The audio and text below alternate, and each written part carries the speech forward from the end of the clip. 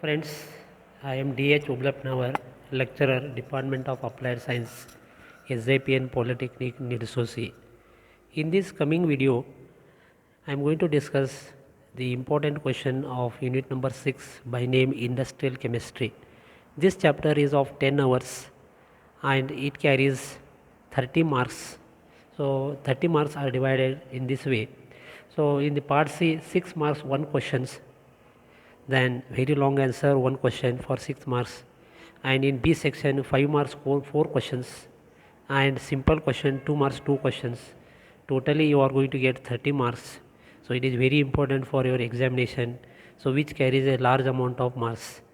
So in industrial chemistry means the chemistry which is applied in the industry. Let us first tell you which are the points you are going to study in this syllabus. The electrolyte definition, example, types of electrolyte, their definitions, then postulates of Arrhenius theory, mechanism of electrolysis, etc. So in your physics you might have studied that metals are the good conductor of electricity. So there are some chemical substances which conduct electricity in their solution state or molten state. So what are electrolytes? A chemical compound which conduct electricity in the molten state or in aqueous solution is called as an electrolyte. So what do you mean by molten state? So when it is heated to very high temperature, it comes to in a solution form. So aqueous solution means chemical substance which is dissolved in water is called as a aqueous solution. So NaCl is a compound. It is a combination of sodium and chlorine. So NaCl conducts electricity in its solution form or molten state. Hydrochloric acid, chemical name hydrochloric acid and molecular formula is HCl, is an electrolyte which conducts electricity. Sodium hydroxide, it is a base, molecular formula is NaOH.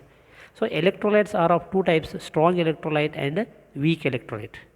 So what are strong electrolyte?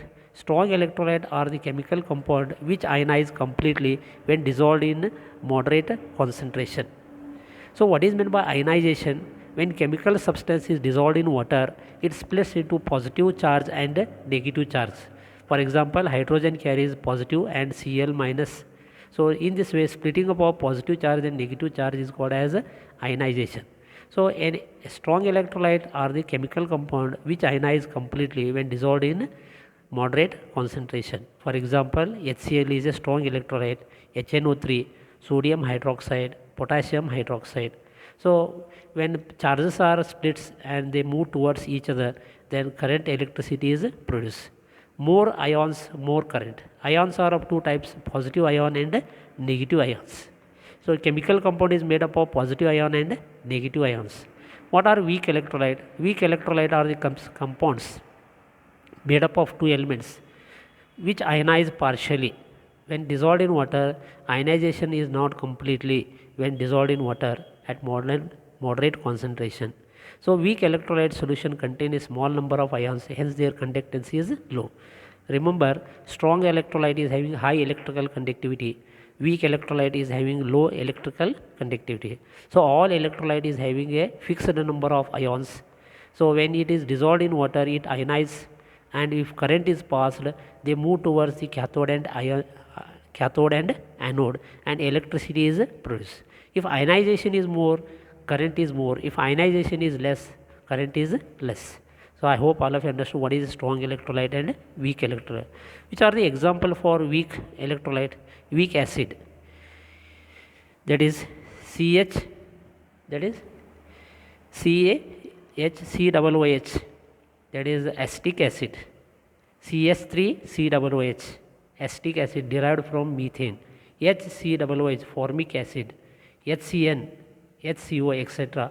Base NH4OH, then CH3NH. So what is meant by electrolysis?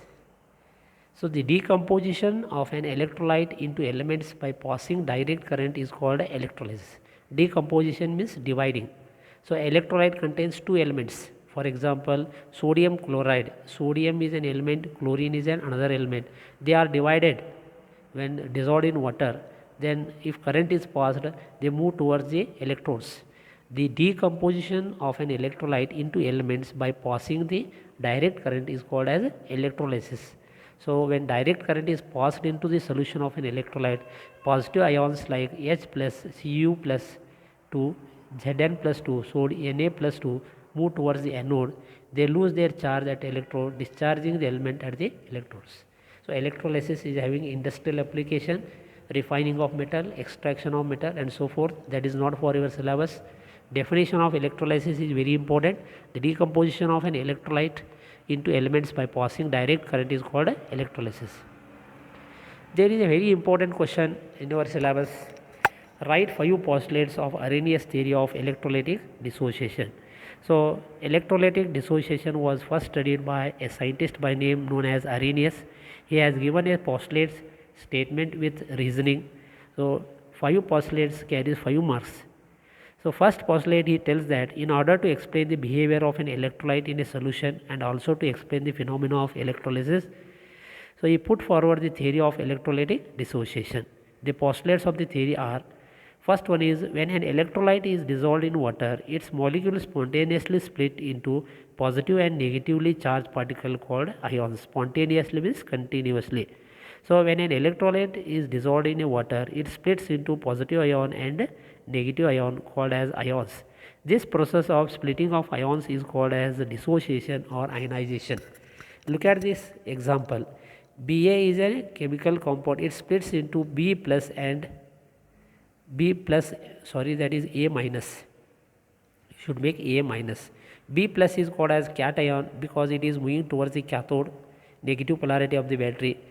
A minus, it is moving towards the anode, which is maintained as the positive polarity of the battery.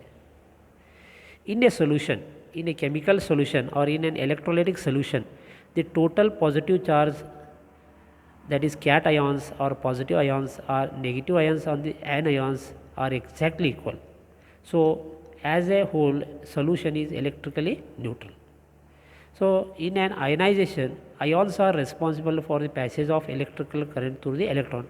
By the movement of positive ion and negative ion, electric current is produced. So you have to state, ions are responsible for the passage of electrical current through the electron.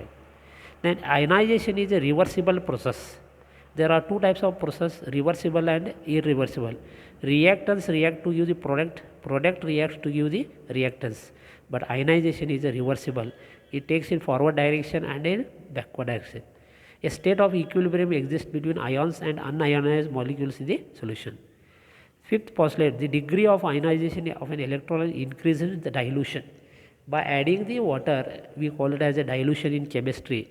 The ionization increases by adding the dilution.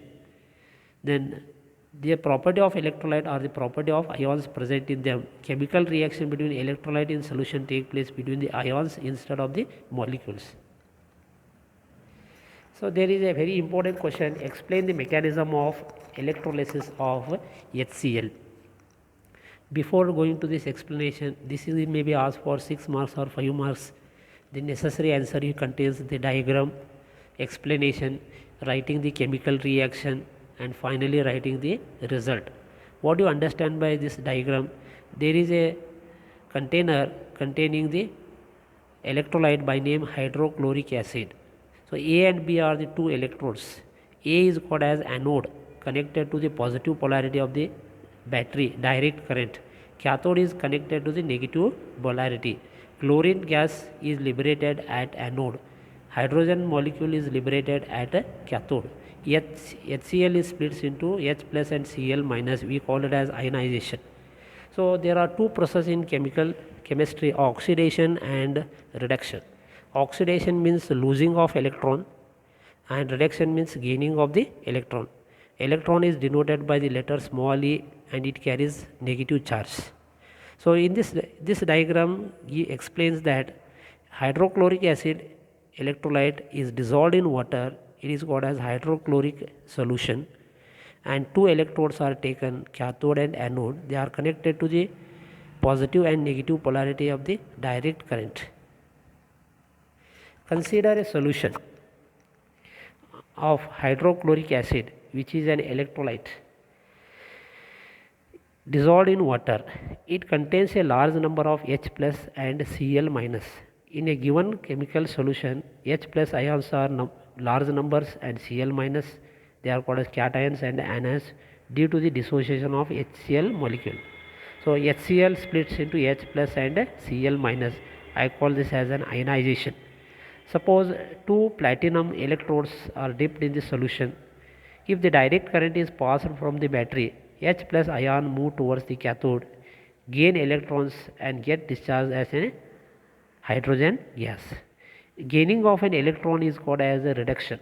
If one element is going to lose the electron, another element is going to gain the electron. So in this reaction, chlorine is going to lose the electron because it carries negative charge. Hydrogen gains the electron and charge of hydrogen is positive. So what is the reaction you have to write?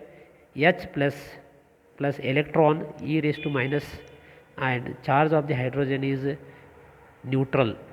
Such neutral hydrogen atom combines with each other to give a hydrogen molecules. So he had told that in hydrochloric acid solution there are large number of H plus and Cl minus. So H plus electron is called as a reduction process. Simultaneously chlorine element ions move towards anode, loses the electron to the hydrogen, get discharged as a chlorine gas. What is the chemical reaction? Cl minus, chlorine carries a negative charge, it loses the charges, and such type of neutral chlorine atom combines with another chlorine atom to form a chlorine gas. Thus hydrochloric acid decomposes into hydrogen and chlorine by passing electricity. This is called as electrolysis. The net electrolytic reaction can be given HCl H2 plus Cl2. So we have to balance this equation. On right hand side there are two hydrogen, there are two chlorine. Right hand side, left hand side there is only one hydrogen and only one chlorine. You write 2. This is called as balancing the equation. The last paragraph is not necessary to write. So Faraday has stated two laws, Faraday's first law and second law. So please remember the statement, and Faraday's law is related to the electrolysis process. So there are many number of electrolytes in chemistry. Some of them are strong electrolyte, some of them are weak electrolyte. So electrolysis process is depending upon the quantity of current. So quantity of current in electricity is defined as the product of strength of the current into time. So during electrolysis process, the element is divided, we call it as decomposition. One element is deposited on the cathode, another element is dissolved in the solution, or it is moving towards the anode. So Faraday has studied the electrolysis process of different electrolyte, and he has stated two laws. What is the first law states? During electrolysis, the mass of the substance discharged at an electrode. So electrolyte is having two elements.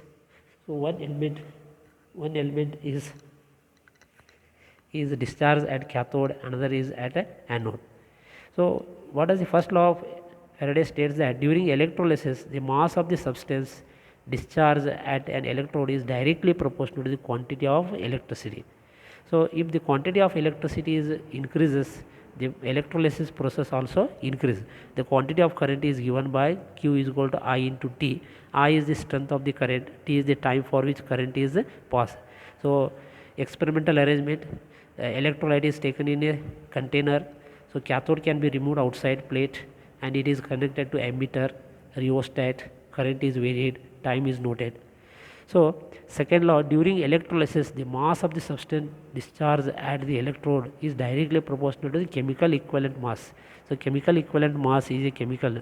Sodium combines with chlorine. The definite amount of sodium combines with chlorine.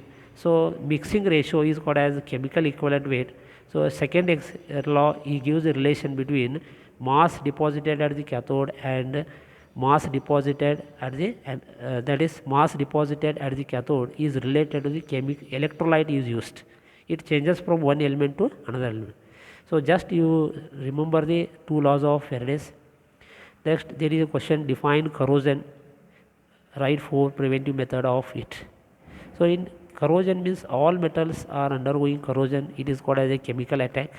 Corrosion is defined as a gradual destruction of metal brought about its environment. So rusting of iron, copper with green coating. If metal is not prevented from corrosion, metal is going to lose its physical property and after some time it becomes useless. So corrosion can be prevented. It is a natural process. What are the different methods to prevent the corrosion? First method of preventing the corrosion, almost every metal of structural importance is susceptible of corrosion. Hence it is, first one is alloying. Alloying means by mixing two metals at a suitable ratio in a molten state, the resistance for corrosion is increased is called alloying. So example is given, stainless steel. Steel is undergoing corrosion, but if steel is mixed with nickel and chromium with a definite ratio, so the metal is not undergoing corrosion. Alloying increases the resistance of corrosion. So stainless steel is a very good example for this. It is a composition of iron, chromium and nickel. So surface coating, if the metal is isolated from the environment, corrosion gets reduced. This is possible by coating the metal surface by thin layer of some another suitable material. This type of layer thus formed is known as protective coating. This can be achieved in the following ways. Non-metallic coating, metal surface can be protected from corrosion by coating different elements. By coating the metal surface by thin layer of another suitable metal, direct contact of the metal surface can be avoided. The metal used for coating purpose will form a protective oxide in the exposure. For example, if iron metal is coated with a zinc, we call it as GI pipes. So metallic coating, surface coating. The metal that is coated is undergoing corrosion, thus metal is prevented from corrosion. So by galvanizing, in this method, metal to be protected from is made cathode by connecting it to the another metal which is higher in the electrochemical series. By coupling the two metals, so which is higher in the electrochemical series. So by painting a metallic surface, water and oxygen does not comes in contact. This metal is prevented from corrosion. So the corrosion can be increased due to oxygen, water and acid. So if a metal is painted with paint, so oxygen and water does not passes, thus metal is prevented from corrosion. So remember this important question, definition of corrosion, four preventive method. First one is alloying, next one second is surface coating, then by galvanizing, by painting. Still there are any other methods. By organic coating, workshop tools is painted with grease or oil to prevent corrosions. How do you explain the chemical theory of corrosion? Corrosion can be explained by means of electrochemical theory. Actually corrosion means losing of electrons. That is, when a metal surface is exposed to the environment, a cell is set up, a cell consisting of anode and cathode. So dissimilar parts. In your environment there is an oxygen, water, acid. So it forms as an electrolyte. Electron get released, reaches the cathode side through the environment, thus current flows from anode to cathode. During this, anode dissolves gradually, resulting in corrosion. Look at the diagram. There is a metal surface is exposed to the environment. So environment is having an electrolyte. Anode site is formed, cathode site is formed. Electron is loosed from anode to cathode. Thus losing of electron in chemistry is called as corrosion. So let us understand the basic concept of a battery.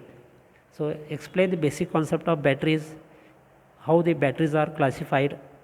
So a device which converts the chemical energy contained in its active material directly into electrical energy by means of electrochemical oxidation is called batteries. So battery is a source of current. So by means of a chemical reaction, we call it as electrochemical reaction, and device is called as electrochemical device. Once again, a device which converts the chemical energy contained in its active material. So electrolyte contains active materials into electricity by means of electrochemical oxidation. I have told oxidation is a losing of electrons, is called battery. A battery consisting of one or more electrochemical cell. Cell is a combination of cathode and anode, electrically connected in series or parallel. Series means end to end, voltage drops. Parallel means connected to the common end to provide the required operating voltage and current level. So batteries are of two types, primary batteries and secondary batteries. So what are primary batteries? So there are some batteries, the reaction occurs only once after use over a period of time. battery become dead and cannot be reused. For example, dry cell. Secondary battery are after use can be recharged by passing current through in the opposite direction so that it can be used again. Secondary battery undergoes a large number of discharging and charging cycle. The best example for secondary battery is lead storage battery commonly used in automobile and inverter. The cell which can be recharged and reused after discharge are called as secondary batteries. So what are the applications of batteries? Batteries are used in various fields. In telephone exchange, if you want to send a message, it is used as a power source. In TV and radio as a DC power. In automobile for lighting a vehicle and to start a vehicle. In the mining for lighting, it can be used in electronic watches and calculator.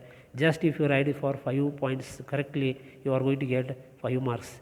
What is the question? State the application of batteries, or what are the uses of batteries. What are fuel cell? Write the advantages of fuel cell. Please remember, student, cell consisting of cathode and anode, and it contains an active materials. What is a fuel? A source of energy. For example, by burning a wood, you are going to get heat energy. So electrolyte is used as a fuel. So fuel cell is a device that converts the chemical energy from the fuel into electricity through a chemical reaction of positively charged hydrogen ion and oxygen as an oxidizing agent. Hydrogen ion and oxygen are taken as an oxidizing agent. Fuel cells are in different varieties. They have named different. So fuel cells are made up of 3 adjacent segments. The anode, it is called as an electrode. An electrolyte, active material in which by means of chemical reaction electricity is produced. Cathode, another electrode. So this is the diagram of fuel cell. So it contains cathode and anode, and electrolyte is in a solution for hydrogen and oxygen molecules are used as an oxidizing agent. The cell, what are the advantages of a fuel cell? What are the advantages of a fuel cell? There is a question. If you what is the benefit of a fuel cell? If I compare the fuel cell with another cell, cell is a source of electrical energy. I told you, the cell runs continuously as long as the reactants are supplied. As long as the reactants, which is a source for energy. Fuel cell produces electricity with high efficiency, about 70%. Efficiency is the ratio of output divided by input. Its efficiency is 70%. Fuel cells are pollution free. It does not produce a carbon dioxide. The maintenance of fuel cell is very simple. There is no maintenance. Fuel cell provide high quality of DC power. DC stands for direct current. So fuel cell produces high quality of DC power. Then cogeneration capacity, it produces another byproducts. There are different types of fuel cells. By naming its chemical name, alkaline is a chemical substance which is used as a fuel. Molten carbonate, phosphoric acid, proton exchange, solid oxide. Don't necessary to explain all this explanation. There is many times in your board examination there is a question for 5 marks. Write 5 types of fuel cells. The following are the 5 cells of fuel cell. The first one is alkaline fuel cell. Alkaline is a chemical substance. Molten carbonate is a fuel cell. Phosphoric acid fuel cell. Proton exchange membrane fuel cell. Solid oxide fuel cell. What is the definition of alloying of metals? Write 5 purpose of making alloying. So alloying means mixing of 2 or more metals. So it changes the physical and chemical properties of the metal. So the durability of the metal increases. So definition of alloying is this question may be asked for 5 or 6 marks. Definition carries 2 marks, and 5 purpose carries 5 marks or 4 marks. Or definition carries 1 marks, 5 purpose carries 5 marks, total 6 marks. Very easy. A substance that possesses metallic properties and is composed of 2 or more elements, of which at least one is metal, is called as alloy. Kannadada idಕ್ಕೆ ಮಿಶ್ರ ಲೋಹ ಅಂತಾರ. What is the 5 purpose of alloying? First one is hardness. The hardness of the metal can be increased. An alloy is harder than its component element. For example, stainless steel is an alloy. So it increases the hardness of the metal. Reduction of reactivity. Alloy are more resistant to corrosion than the pure metal. So alloy metals are not undergoing corrosion, it opposes the corrosion, so we call it as resistance to corrosion. So the melting point decreases. All metals are having melting point. The temperature at which metal melts to it decrease the melting point.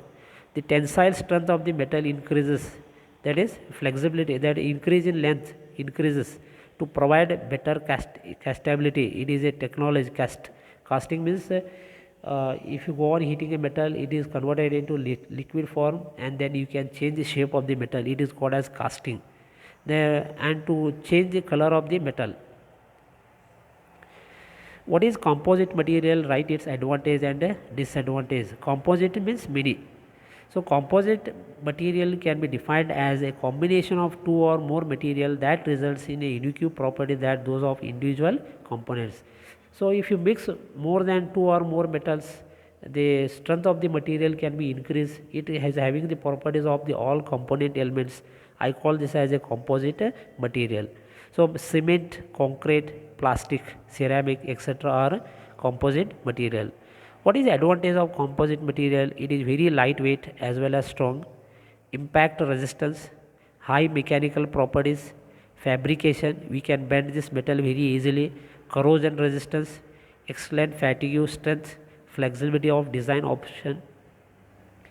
What are the disadvantages of composite material? Temperature limitations, brittle, failure mechanism, actual mechanical properties not always as good as expected, high material cost, high manufacturing cost. Most composite materials are bio non-degradable, thus harmful to environment. What is meant by bio non-degradable? If you throw this material on the earth, it does not decay. We call it as bio non-degradable, which is very harmful to the environment. If the material does not decay, it affects the environment. So very important. What are polymers? Polymers are the organic compounds. Poly means many, mer means parts. So polymers are the high molecular weight compounds obtained by repeated joining of large number of simple molecules. If a simple molecules are combined to form a long chains, we call it as a polymer. The simple molecule is called as ethane. Its molecular formula is C2H4. So example, polythene. Single molecule is a ethane, and joining that large number of molecule is called as a polythene. Teflon, PVC, etc. These are the chemical names. Polythene, Teflon is a plastic, or Teflon is a polymer. PVC, polyvinyl chloride. Explain the classification of polymer. A very big question and very lengthy questions.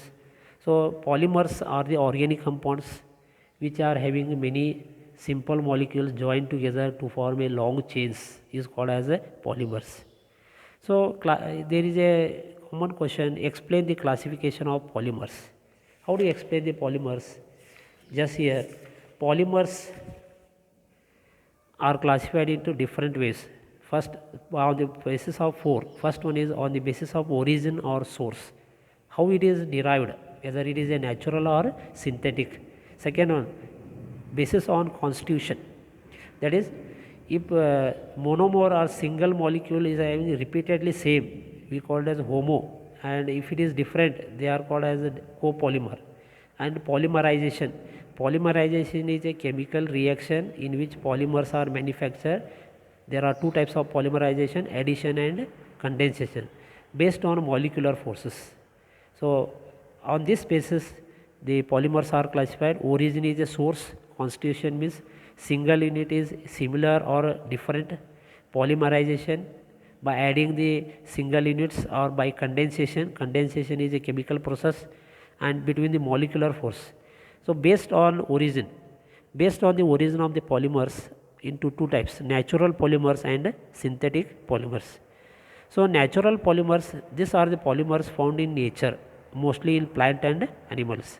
Cellulose is available in the plant, starch, wood, silk, it is from animal, silkworm, protein, natural rubber. Synthetic polymer, these polymers are man-made polymers. Example, nylon, PVC.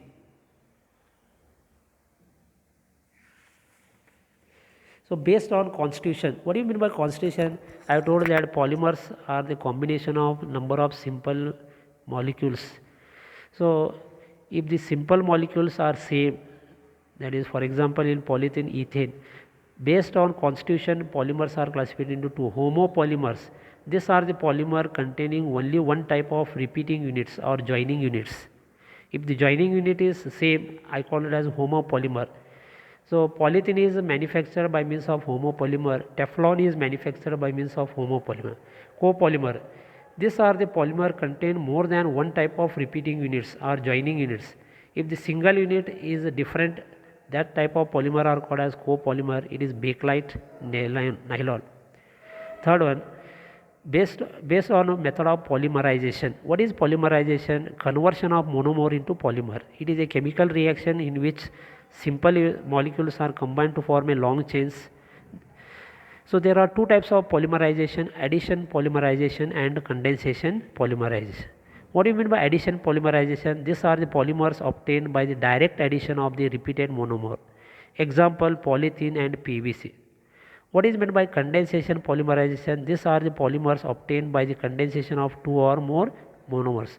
During the condensation chemical process, some elements are eliminated: alcohol, water molecules and methane. So nylon is manufactured by condensation. So based on molecular forces. So on the basis of magnitude of intermolecular forces present in molecular.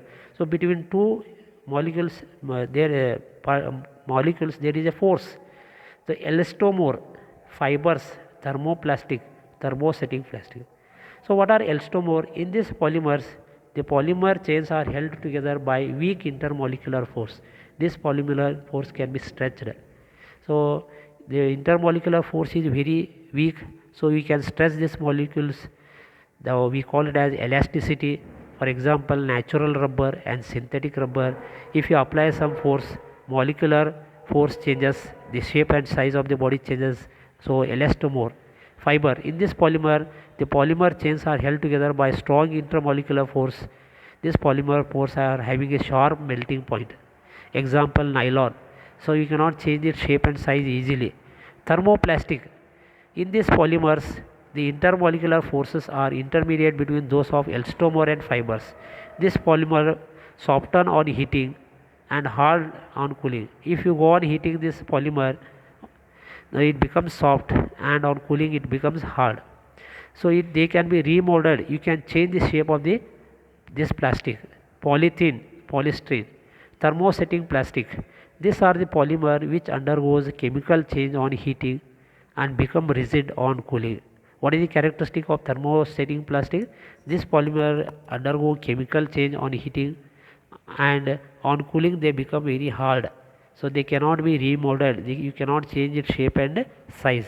Example, bakelite, urea formaldehyde resin. So bakelite is a chemical name of polymer. Urea formaldehyde is a chemical name of a polymer. So what are the applications of polymer? So polypropylene is a chemical name of a polymer is used in housewares, medical equipments, toys, ropes, pipes, carpets, electrical insulator. Polystyrene is a polymer. It is a chemical name used in food container, radio and television cabinets, plastic cups, insulator, packing and toys.